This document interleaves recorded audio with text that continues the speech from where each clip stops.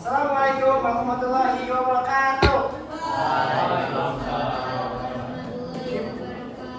Gimana kabarnya teman-teman? Alhamdulillah.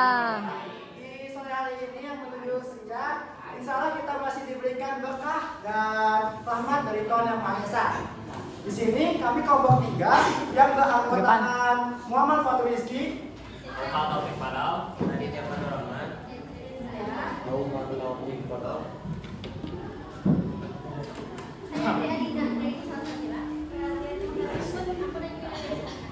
Nah, biasanya kami di sini akan membahas dan mengelaborasi mengenai sistem klasifikasi iklim, iklim Koppen, dan iklim Smith Ferguson. Nah, untuk bagaimana materinya, pengertiannya, dan jenis-jenisnya akan kami bahas pada presentasi kami kali ini, teman-teman. Untuk yang pertama, aku akan menjelaskan sedikit mengenai iklim Koppen.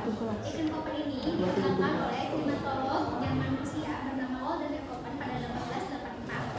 Dan beliau dihitung rata-rata bulanan dan tahunnya berdasarkan data suhu serta tingkat curah hujannya. Iya. Kok sama kamu buatin dulu? Mau kamu?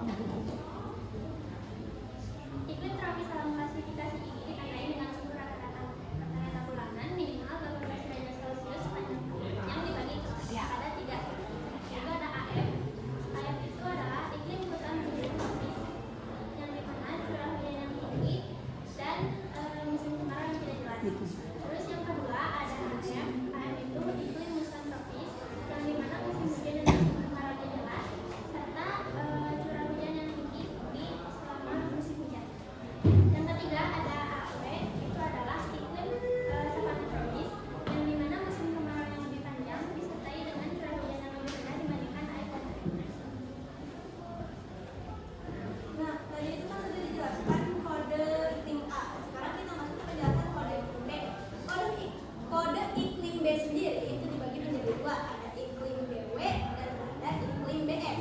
Nah, iklim BW itu sendiri apa sih? Iklim BW itu adalah iklim arid atau iklim gurun. Jadi iklim B itu tuh masuknya ke kelompok iklim kering. Yang dimana kalau di iklim BW sendiri itu curah hujannya itu kurang sekitar rata-ratanya itu 250 mm per tahun. Nah, terus vegetasinya juga tertentu gitu. Contohnya di mana? Contohnya itu bisa dilihat di padatan gurun atau mungkin di Mesir. Nah, kalau kedua ada iklim BS. Nah, iklim BS ini sering kita kenal sebagai stepa. Nah, stepa ini sendiri disebut juga sebagai iklim semi arid, yang dimana curah hujannya itu bisa mencapai 500 mm per tahunnya. Jadi dari 250 sampai 500 mm per tahun. Nah, vegetasinya sendiri itu masih tertentu. Contohnya seperti rumbutan dan semak-semak. Kita ambil contoh tempatnya di Mongolia yang ada di SMA. Nah, ciri-ciri umumnya tadi sudah disebutkan beberapa. Jadi kita masuk ke beberapa lagi. Yang pertama kan tadi curah hujannya yang terbilang cukup rendah ya, karena dimulai dari 250 mm per tahunnya. Yang kedua itu vegetasinya juga tertentu. Yang ketiga itu kalau misalkan iklim arid itu kalau misalkan pagi dan siang itu bisa sampai panas banget, tapi kalau misalkan sore dan malamnya itu bisa dingin banget. Nah, sebenarnya yang akan aku jelasin ini itu opsional, tapi aku tambahin aja. Ada huruf ketiga. Jadi huruf ketiga ini juga ada 2, ada H, ada K. Kalau H itu artinya panas, kalau K itu artinya dingin. Jadi huruf H ini tuh dan huruf K ini tuh disimpan di akhir. Misalkan BWH. BWH itu jadi misalkan gurun panas gitu. Kalau BWK itu berarti gurun dingin. Nah, kalau H itu lebih dari 18 derajat Celcius dan kalau H itu kurang dari 18 derajat Celcius. Lanjut ke penjelasan iklim C. Saya sini akan menjelaskan iklim C. Yang pertama itu yaitu iklim C memiliki suhu bulan terdingin dari -3 derajat Celcius sampai 18 derajat Celcius. Lalu untuk yang terpanas, suhu terpanasnya yaitu lebih dari 10 derajat Celcius. Curah hujan iklim C yaitu merata atau bisa disebut musiman. Lalu saat musim dingin, iklim C tidak ekstrim. Lalu ada subjenis iklim C yaitu CFA. CFA itu adalah tanpa musim kemarau, panas, dan lembab. Contohnya itu Florida dan Jepang Selatan. Lalu ada CFB. CFB itu adalah musim kemarau, musim panas tapi sejuk. Contohnya itu Inggris, Belanda, dan Selandia Baru. Lalu ada CFC seperti CFB, tapi lebih sejuk dan pendek. Contohnya itu Islandia dan Norwegia, Selatan Utara. Lalu ada CSA, yaitu musim panas, kering, dan panas. Contohnya itu Italia dan California Selatan. Lalu ada CSB.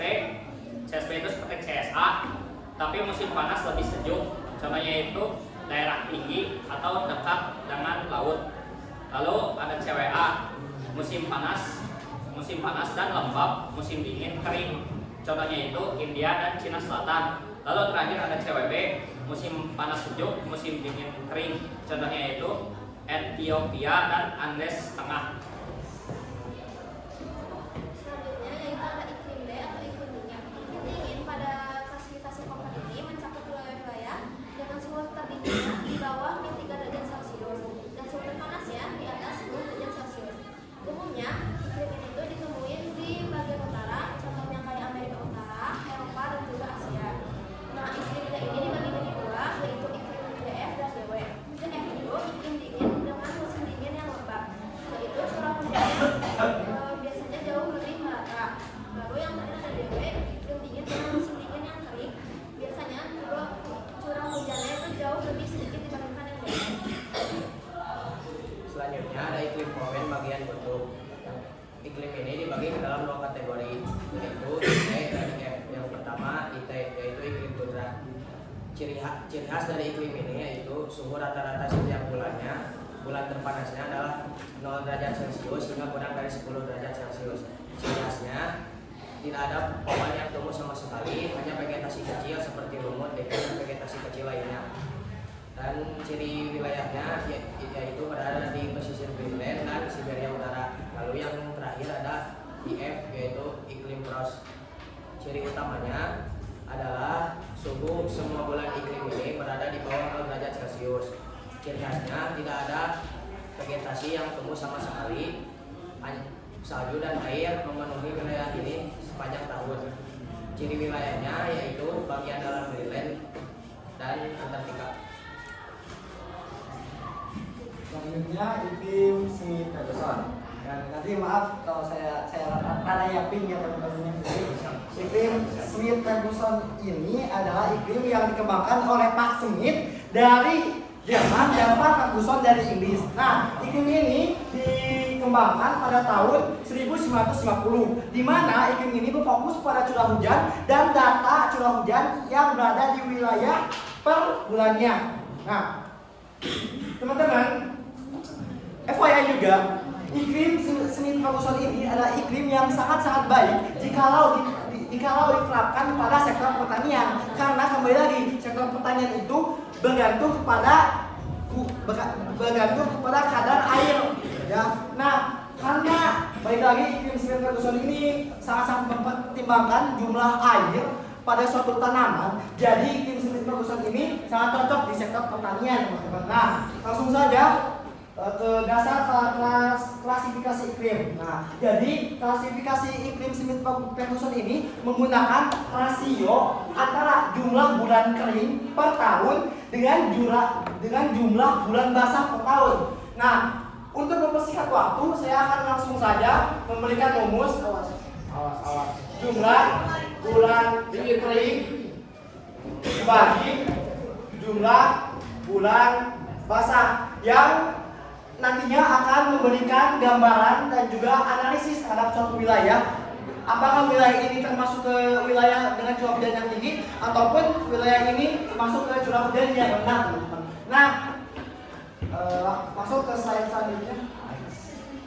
Nah, di sini adalah hasil dari perjumlahan rumus yang di sini. Nah, tapi sebelumnya saya akan memberikan suatu data. Bagaimana sih suatu wilayah itu masuk ke wilayah yang berjenis bulan basah ataupun bulan kering maupun bulan lembab. Nah, jadi bulan basah itu dicirikan dengan curah hujan yang lebih dari 100 mm, sedangkan bulan lembab dicirikan dengan curah hujan yang berkisaran 60 sampai 100 mm. Sedangkan bulan kering digambarkan oleh curah hujan yang kurang dari 60 mm. Nah, lanjut saja biar cepat buat mementingnya ya teman-temannya. Lanjut ke contoh soal. Nah, di sini diberikan suatu wilayah memiliki data curah hujan per bulannya sebagai berikut yang dilampirkan pada tabel. Tentukanlah dan klasifikasikanlah wilayah tersebut pada iklim Smith Ferguson. Nah, di sini mengenai 1, 2, 3 itu bulan, misalnya 1 Januari, Februari dan selanjutnya. Nah, minta pertolongannya teman-teman juga buat dijawab ini ya. Sekarang 200 itu masuknya ke bulan basah, bulan lembab atau bulan kering teman-teman? Ya, bulan basah. Jadi bulan basah ada 1. Selanjutnya bulan kedua bulan basah atau bulan lembab atau bulan kering? Bulan basah. Selanjutnya yang ketiga bulan basah, bulan lembab atau bulan kering? Basah. Waktu. Nah, yang keempat bulan basah, bulan lembab, bulan kering. Waktu. 20 menit lagi Pak Tur. Ya. Mana ya?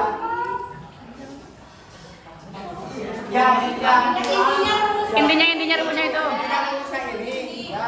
Dan nanti misalnya lah ini tuh jawabannya itu 0,5 teman-teman ya. Nah, jadi 0,5 tadi ini hanya ke slide belum berikutnya ke slide itu yang sebelumnya.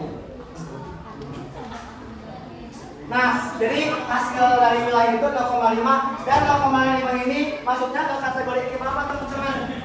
0,5. Ya, benar kata basah. Jadi kesimpulannya wilayah tersebut berada pada klasifikasi iklim agak basah di sistem iklim Smith Ferguson.